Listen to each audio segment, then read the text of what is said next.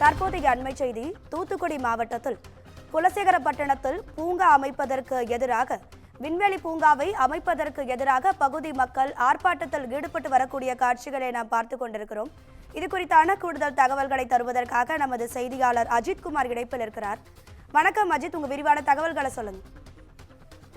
அதாவது தூத்துக்குடி மாவட்டம் குலசேகரப்பட்டினத்துல சுமார் 2376 ஏக்கர் பரப்பளவில் 950 கோடி ரூபாய் மதிப்பீட்டுல சிறிய ரக ராக்கெட் ஏவுதளம் அமைக்கும் பணியானது நடைபெற்று வருகிறது.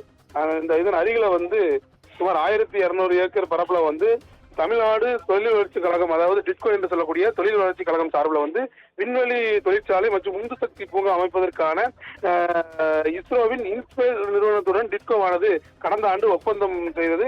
இந்த நிலையில தமிழக அரசு சார்பில் 4 வட்டாட்சியர்கள் நியமித்து ஆதியாகுறிச்சி கிராம பகுதியில் சுமார் 1200 ஏக்கர் பரப்பளவில் நிலங்களை கையகப்படுத்தும் பணியில தீவிரமாக ஈடுபட்டு வருகின்றனர். இந்த நிலையில விவசாய நிலங்களையும் மற்றும் கிராமப்புற பகுதிகளில் அருகில் உள்ள நிலங்களையும் விண்வெளி பூங்காவிற்காக கையகப்படுத்துறாங்கன்னு சொல்லி ஆதியாகுறிச்சி சுற்றுவட்டார கிராம பகுதி மக்கள் பல்வேறு கட்டமாக இந்த திட்டத்தை கைவிட வேண்டும் என கூறி பல்வேறு போராட்டங்களை முன்னெடுத்து வந்தனர். இந்த நிலையில நீதிமன்ற உத்தரவுப்படி அவங்க நீதிமன்றத்துல உண்ணாவிரத போராட்டத்திற்கான அனுமதி பெற்று இன்று உடன்குடி பஜார்ல சுமார் 500க்கும் மேற்பட்ட ஆண்கள் பெண்கள் என உண்ணாவிரத போராட்டத்தில் இந்த திட்டத்தை கைவிட வேண்டும் என கூறி உண்ணாவிரத போராட்டத்தில் ஈடுபட்டு வராங்க. ராதியா,